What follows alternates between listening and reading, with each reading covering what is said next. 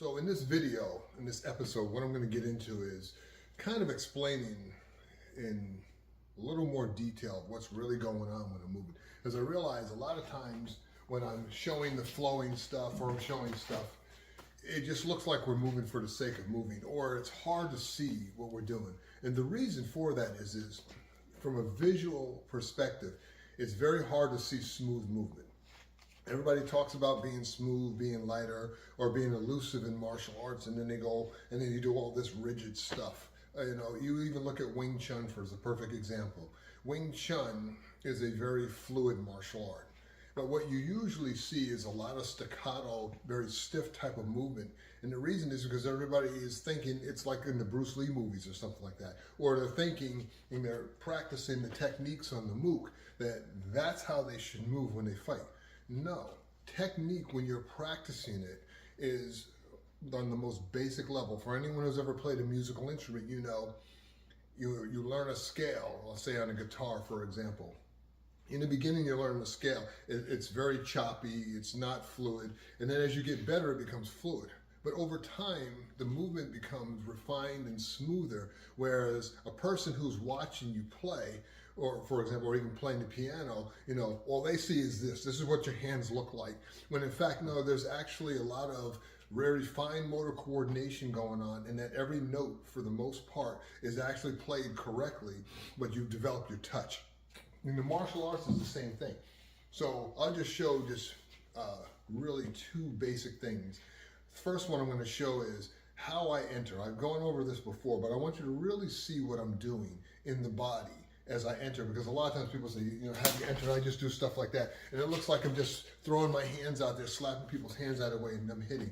Also, because I'm relaxing the hand for safety and I'm not actually hitting people, it's hard to understand the effectiveness of what I'm doing. So what I'm really doing is, if say I got to enter in on someone, I don't know, this guy from Shinola, I'm on the street, whatever the case may be. And by the way, very few people in a real situation, except for people who've been watching too much MMA or boxing, actually know what they're doing with their hands when they get into a boxing stance. They're just mimicking what they saw on TV. But let's assume his hands are up. First thing I'm going to do is bring my hands up and always keep my hands up to kind of protect my head and protect my face.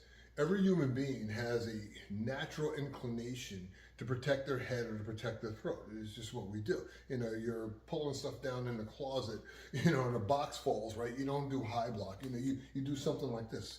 That's what we naturally do. But what I'm doing is I'm getting offline first. And the reason is because my hands can always catch up to what my body is doing, but not the other way around. So I get my body offline first as my hands are up. Because I can already feel where his hands are, all I'm doing is hitting and clearing. And when I'm hitting, whether with an open hand or whether I'm using a hammer fist or whatever I'm going to use, I'm always hitting with this part of the hand and down. I'm never hitting with the fingers. The reason is because my fingers are not strong enough and don't have enough density usually to stop a person's arm. But I can get away with it if I'm doing a palm strike, even if I'm doing a chop, or if I'm doing some kind of a hammer fist. So you just have the structural integrity. Plus also from hitting from here down, should I miss with my hand, I can still use the inner part of the arm or the forearm. So as I'm clearing and I'm getting offline, as I'm clearing, I'm bringing the other hand up and I'm getting my elbow high enough to whereas it can kind of start protecting me in my hands just high enough to be able to clear his shoulder, and I'm just hitting him in the side of the neck. That's what I'm doing. And the step I'm taking is really just a basic 45-degree angle step that I teach in the Down and Dirty course. The reason why I teach that step is because when I watch a lot of stepping that takes place in a lot of different martial arts videos, there's nothing wrong per se with the technique of stepping, but I'll tell you right out, they're stepping too far. And the reason they're stepping too far is when you're dealing with another person, you really don't want to step too far. You got to kind of vary how far you step, and that's because they're moving too. So they're stepping too far. If he's coming toward me, I don't need a big step over here because he's also covering some of that distance for me. And you just got to play around with it in your training to be able to get the feel for that, or that embodied cognition where you just develop the savvy of just knowing how to step as little as you need. So he's coming in and I'm just going to step. When I do this fast, because of the fact that it's happening faster than our eyes can usually process it, it looks like it's magic when I'm doing it. When in fact, it's still 1, 2, 3.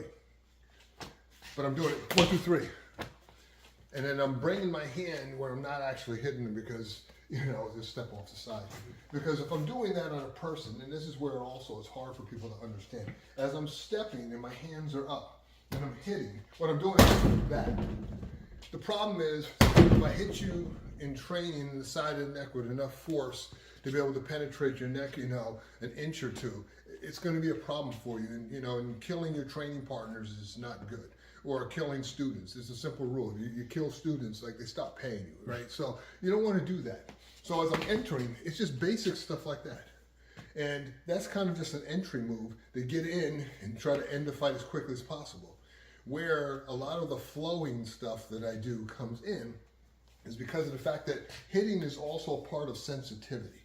I don't know necessarily for sure 100% what he's going to do with his hands because he gets a vote in the fight. Sorry, that's the way real fights are. But because I can feel this, now I can adjust my body, and this is the reason why in the sensory flow course that we offer, why we teach people how to learn how to deal with another person's motion based not only on what you see visually, but also what you can feel kinesthetically, because they both work off of each other. Yes, our eyes take in more information. Yes, we see more things with our eyes in terms of taking in information, but the physical contact makes it a lot easier for you to make decisions because no person can move faster than you can actually feel. But you have to train yourself to be able to do that.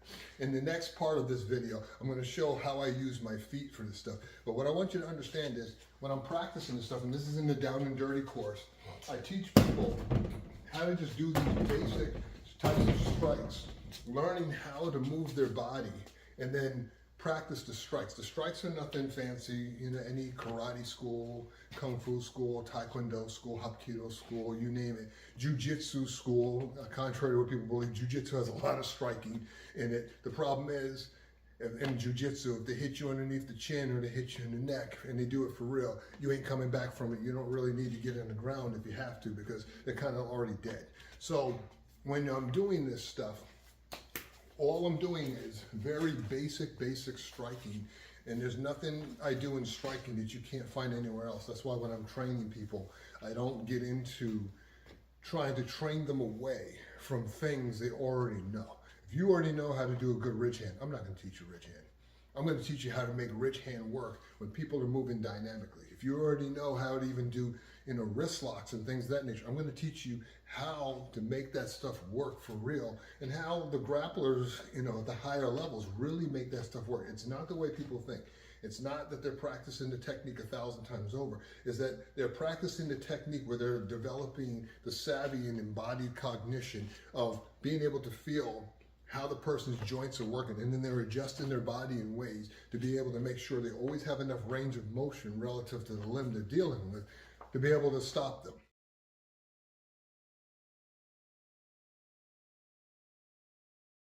Okay, so continuing on in this episode, I already showed how I'll step in and use my hands. And like I said, it's very basic stuff. But I feel that a lot of times, because I'm doing stuff that's very fluid, people misunderstand that and they assume it's just a bunch of slappy nonsense. And I get that. It doesn't look impressive because of the fact that if I was in here breaking people's necks, then, it would be kind of impressive. But then, I got some issues to deal with law enforcement. So that's, it's not a good thing when you're training with people. The other one I like to do as an entry move is use my feet. Now, I'm not saying I always will use my feet. Again, it depends on what you feel you need to do. And one of the things I want to point out is in your training, whatever you do, one of the things you don't want to do is you don't want to program yourself to the point where things become too automatic. And what do I mean by that? Everybody always talks about, you want it automatic. You don't want to have to think about it. Well, you don't want to have to consciously think about what your body has to do. And I think they misunderstand that. But you don't want a skill to become so automatic that you can't make adjustments based on what the other person is doing. And you can train yourself to do that. And how do I know humans can do that? Because when I watch Little League football, Little League baseball, Little League basketball, any Little League sport, Little League soccer, I see kids making decisions. Little kids don't even know anything. Making decisions in the middle of the game with their feet, or whether they're doing something where they're faking an opponent out, where they're making decisions, at the speed of light, so to speak, because they're not thinking about holding the football. They're not thinking about dribbling the basketball. They're not thinking about controlling the ball. They're thinking about moving their body in a way to fake the other guy out. So they don't have to think about what their body has to do. So that's what you want to develop your body to do.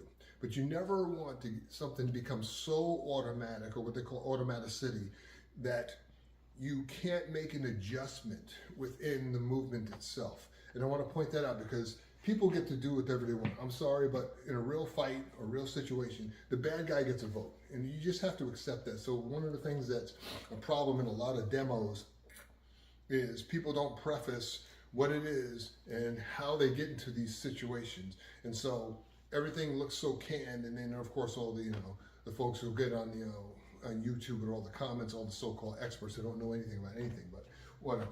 So if I'm going to use my feet, it really depends on what I perceive them doing. But one of the things I do know about my feet, because I always know where my feet are relative to whatever I'm doing in my body, I can always get my foot out, and with a low kick I can kick to be able to at least keep a person off me long enough to step in wherever I want to step in and end the fight. So as I'm using my feet, just step back a little bit. What I do with my feet, I'm still doing basic kicks. So when I'm throwing a kick, whether it's a front kick, I don't distinguish in warrior flow between heel kick, front kick, forget that stuff. We just kick. Charlie Nelson had it right when he used to say, a kick in the balls is a kick in the balls is a kick in the balls. And the point he was making was, it doesn't matter what kind of fancy kick you do. If I kick you in your balls, no matter how I do that, it's going to be a problem for you. And that makes perfect sense. So as I'm throwing a kick, what I'm doing is no different than what you've probably learned. Whether I'm going to bring the knee up first and do this, whether I'm going to do it more like the Kung Fu way, where I bring it right from the ground and kick, it doesn't matter. I'm just going to kick them. But how I'm going to do it, and this is the difference. If you saw the video where I go over, I forgot what episode it was, where I go over non-telegraphic striking. The same thing that I would do with my hands applies to my feet. So what I'm not going to do is I'm not going to set up, or I'm not going to get into this kind of hip rotation thing, or this kind of winding up thing to give it away.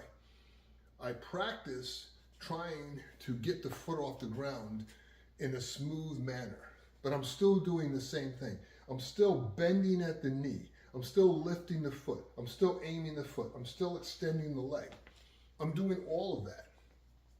And I practice it slow at first to get the timing, but I'm also concentrating on not allowing my body to move too much if possible. Obviously, there's going to be some movement and adjustment in the body, but I'm trying to do it in a way where I'm not giving away that I'm going to kick. Because later on, when I start doing fakes and I start changing and doing other kicks, I don't want them to know where the kick's coming from. I'm trying to win a fight for my life. I'm not going to help the bad guy by giving it away.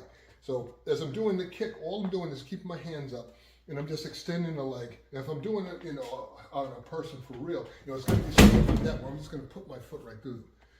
When you're practicing on people, you can do that, but make sure you're wearing, using a pad, or make sure they're wearing some kind of pad.